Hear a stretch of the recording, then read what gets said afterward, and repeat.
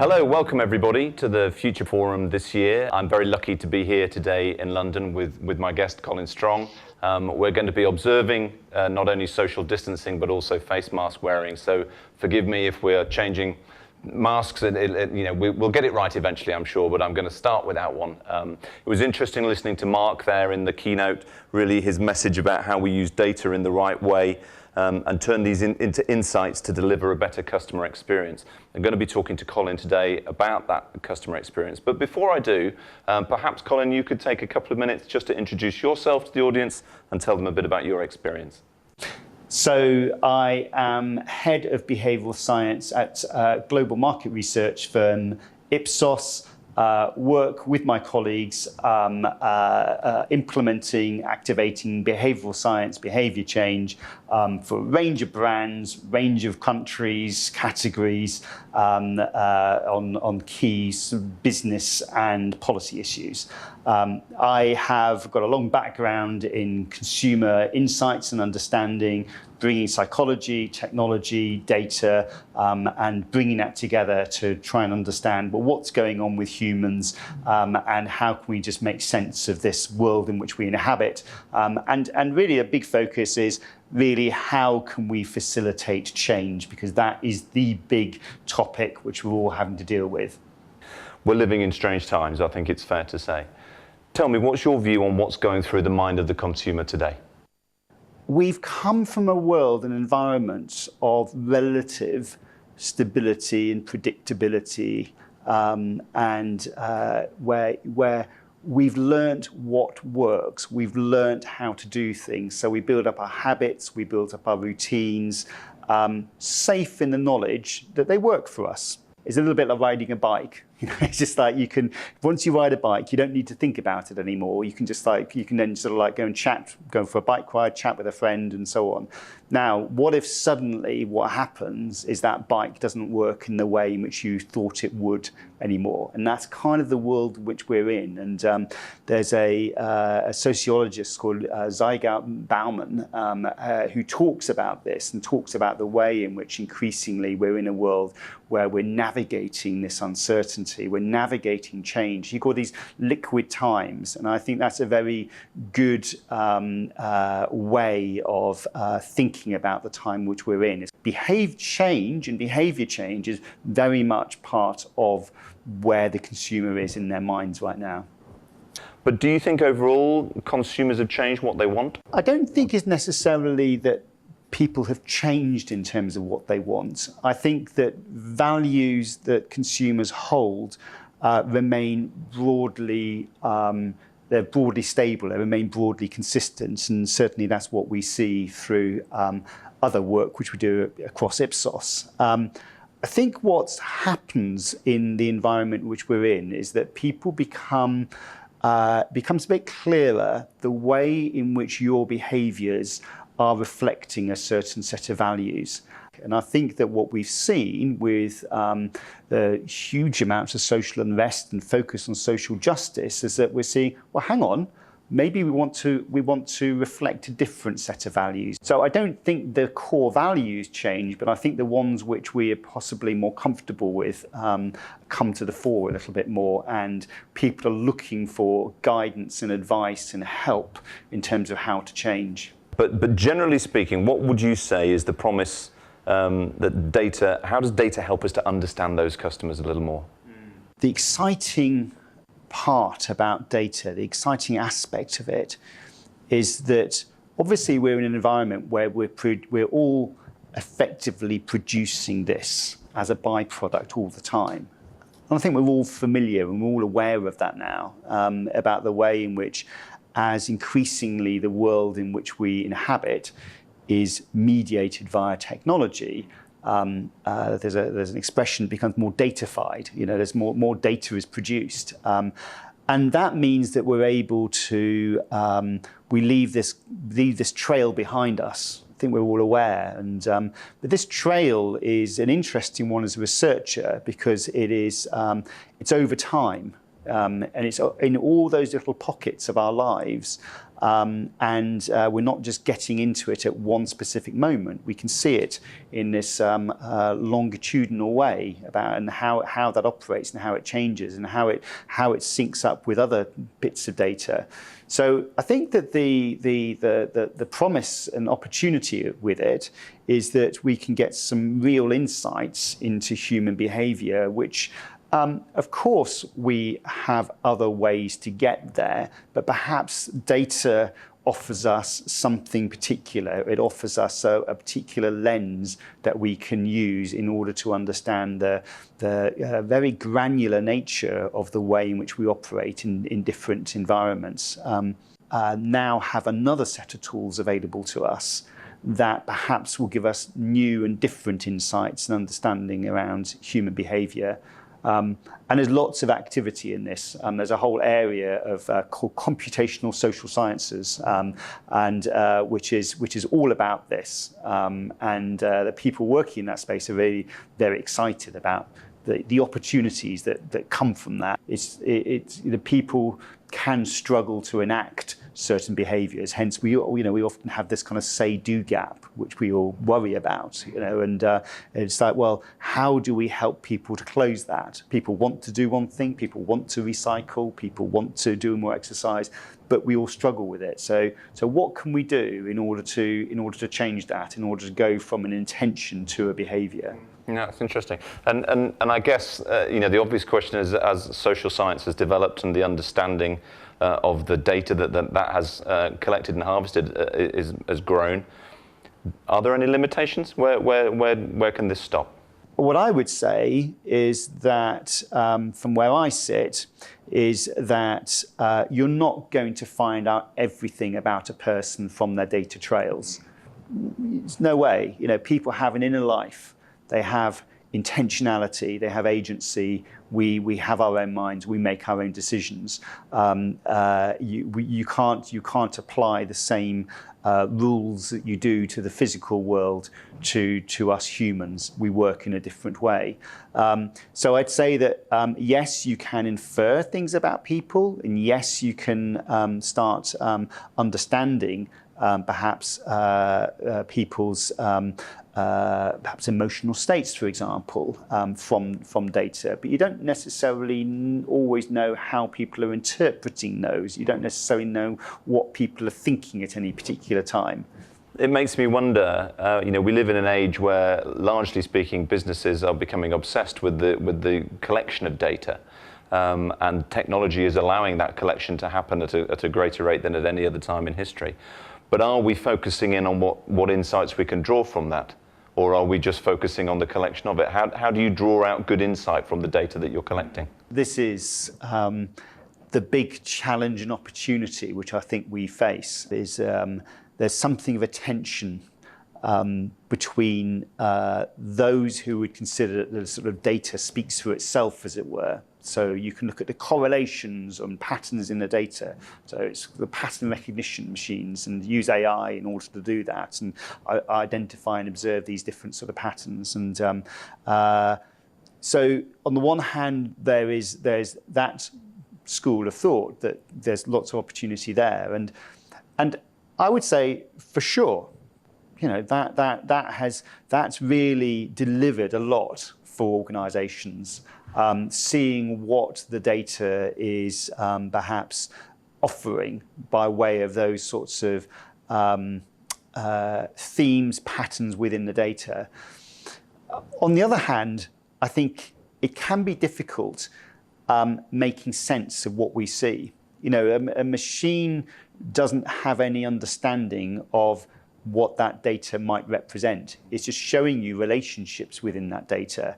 Now, and that's where it gets a little bit tricky, because what we need to be able to do is to make sense of those patterns and try to establish, well, look, is that pattern just, well, to use the well-worn phrase, is that signal or is it noise? So is it just noise that just happens like that, or is it signal?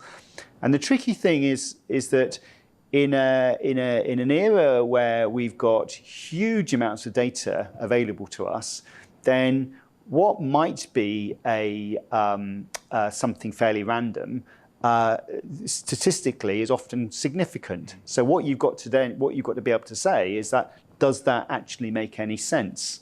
There's a great website. It's always worth having I always suggest having a look at this. It's called Spurious Correlations. Yes, we talked about this, didn't we? Yeah, and it's by someone called Tyler Viglin. I think he was a student at the time when he put it together. And what he's done is put together a whole collection of different data points which correlate very nicely. But one of the examples is, I think it's kind of per capita consumption of cheese over time in the US, and the number of deaths from being tangled in bed sheets. Now he's found a really great correlation between those numbers. Now it's we look at that and we just know that that's entirely spurious. But a machine wouldn't look at that and know that's entirely spurious. A machine would look at that and just say, right, here you go. So I think that's the basis on which we can start to say, well, hang on, we need something here. We need something here to be able to guide us, to say, well, what do we look at? How do we look at it? What do we make sense of? What do we put down? And that's not it's not a universally held opinion. I think some would probably say we can hand this all over to artificial intelligence. And what I would say is, yeah, there's a role there. Under seeing patterns and bringing out patterns, that's great. And if you've got very tasks which always operate within very boundaried sort of conditions, and there's only a very limited set of outcomes, yeah, maybe that will tell us something about those behaviors within that situation. But as humans, we operate in this sort of in this kind of what I would call an open systems kind of way. There's lots of different things going on at any one time. And so really what we need is humans involved in that process of unpicking what to look at, how to interpret it, what's sensible, what may be counterintuitive but worth looking at and exploring, and what's really just noise and we can really ignore. And that's the challenge and the opportunity that I see in the way in which we go about making sense of data. Obviously, we talk a lot about personalisation in the world that we live in at the moment, and obviously the data collection that is now possible gives us an opportunity and scope for what's lovingly become known as hyper-personalisation. Do you think there's a role for that in this approach, or perhaps in the context of behavioural change? There's absolutely a role for personalisation, and clearly it's. I think consumers have come to expect a personalised consumer experience. If I received a letter from my bank which was not addressed to me, somehow I think that was a bit odd. So our more general experiences from across the digital world is that everything is personalised, and of course then we tend to expect that in all the things which we do. Having said that, context is everything, and that's the tricky thing to try and understand and to get right. If I jumped onto one of these buses and there was a sign saying, "Hi, hello, Colin Strong," I'd be like, "Whoa, what's going on?" You know, that's somehow entirely inappropriate. And how did you know it was me? Where did you get my name? Where's this data come from? And so on. So of course, data is being used for personalisation, but how it's collected, how it's used, really needs to be carefully understood. And consumers have different levels of what is considered to be acceptable about that. And that really needs to be explored. So understanding where those lines are is really critical. I think there is a sense by which at what point does this start feeling uncanny to the recipient? Does it feel odd? But also, I think we just need to understand that it's not just the emotional response. It is actually, look, what seems fair, what seems okay, what seems legitimate. Is your data being used in a way that you would expect it to, or not? And I think that's where we really need to be clear and careful in the way in which we're doing things. So, to wrap up, Colin, give us a top tip on how our viewers today can utilise social science in their daily use of their own data and how they deploy it. What would you say is the number one thing they should do? One of the key recommendations, I'd say, is to be able to feel that this isn't something which is alien to me. We are all social scientists in our everyday lives. All I'm suggesting is bringing in a way to provide some scaffolding to that and some structure to it to really help us understand and share the way in which we are looking at the world and looking at that data more specifically. Colin, thank you so much for your time this afternoon. It's been fascinating talking to you. You mentioned navigate a few times. We're obviously going to go and navigate the tea time traffic in London, although it doesn't look as busy as it used to, it has to be said. But thank you for your time today. Colin Strong, the Head of Behavioural Science for Ipsos. My name is Richard Askham. Thank you very much for watching us this afternoon at the Future Forum. We look forward to meeting you somewhere in person very soon.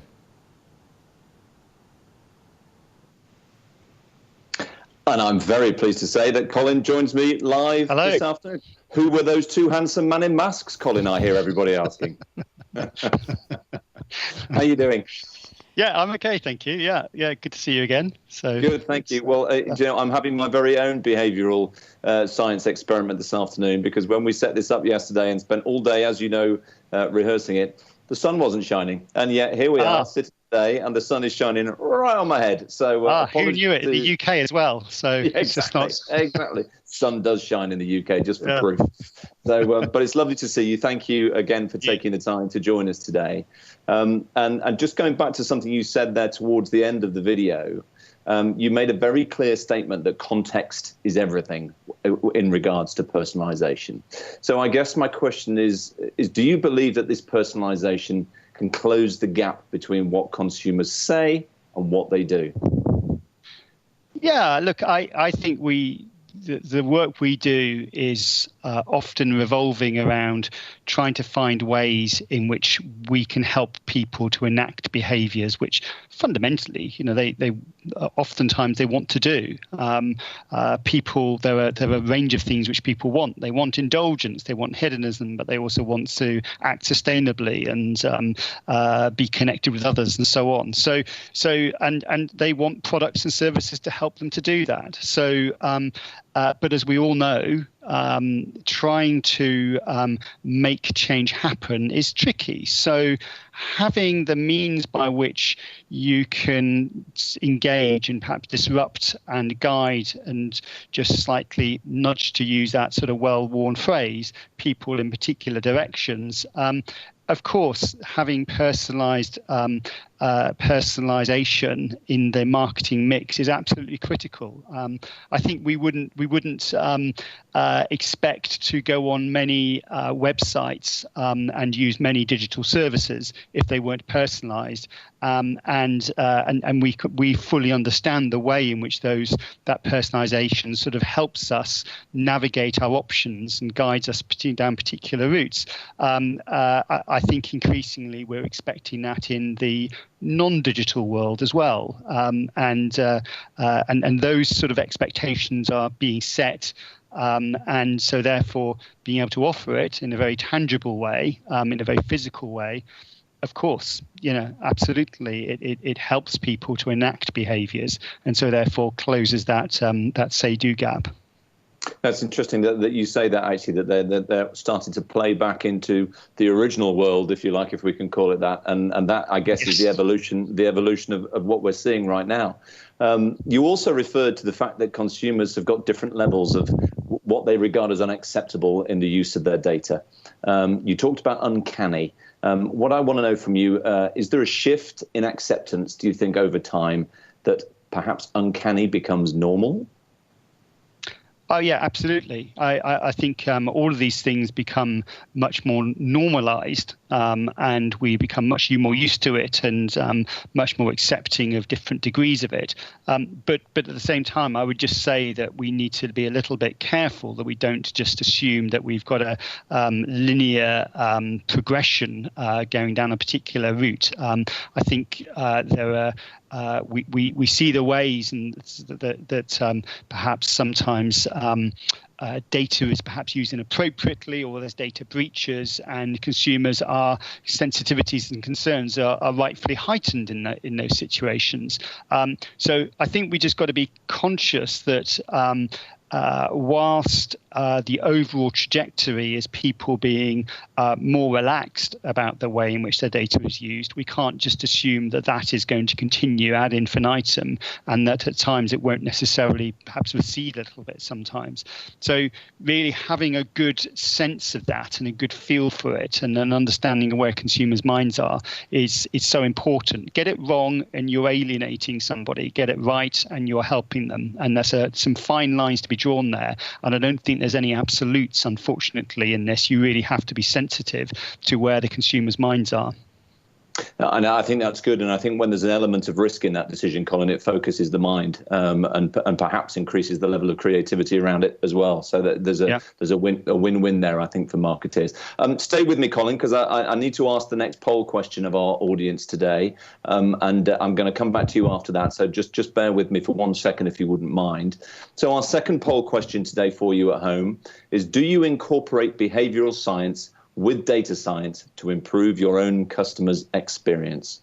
You'll see that on the poll button. Do you incorporate behavior science with data science to improve your own customers' experience? There's 3 answers there: never, sometimes, and it's already established. Let's see what that brings up. But let's also bring Kathy back in. If you're still there, Kathy, are you with me? Of course, Richard. And hello, Colin. Lovely to see you again. Hi, Kathy. Hi. Hi. Thank you for joining us. Really appreciate it. Well, good to be here. Kathy, I can imagine, after watching the first 2 very thought-provoking presentations, that we've maybe got some interesting questions from our audience today. Yes, Richard. Our audience are very busy and they have very high participation, I'm very thankful to say. And there's many comments. And for example, around the topic, do data-driven decisions take the real world into account? And the audience opinion seems to be clearly no. But I've actually been given a question through from the team here for Colin, because we have him here, so that's good. Colin, you talk about that difference between signal and noise, and that it's very interesting when we consider that this rush for collecting data in our world today. Do you have any tips for the audience today on how best to distinguish between those two? I think that where things work really well, from my experience, is where you've got somebody at the sharp end of the business talking to the data analysts. So you've got somebody from the call center, or you've got the product manager, or you've got the customer service director. They are part of helping to frame the issues, look at the data. It's a bit of an iterative process. So you kind of need people who understand what's going on and can say, hang on, that's kind of interesting, but doesn't really work here, and can help filter it out. And I'd like to say I'd almost sort of feel as if I'd like to sort of give you something a little bit more sophisticated by way of an answer. But I think that the reality is that being able to connect people with the simple truths of how things are working, and what seems to be, and what makes sense and what doesn't. Ultimately, that's the acid test. So get people who know the consumers, who know what's going on as part of that. And if there's not people within the organization, then I'll make a case for market researchers, or I'll make a case for consumer scientists to be in that. But I think very much often there are people within the own organization who are close to the category, close to the customers, and are able to give good advice on these sorts of things. Colin, thank you so much for taking the time to join us today. I know you've got to shoot off because you've got other engagements to run to. So thank you for fitting us into your schedule today. And also, again, for your time a couple of weeks ago in London. I thoroughly enjoyed our conversation. And hopefully we'll be able to play some more of that interview out later on in the year. But for today, Colin Strong, thank you very much indeed. Yeah, thank you. Thank you. Thank you.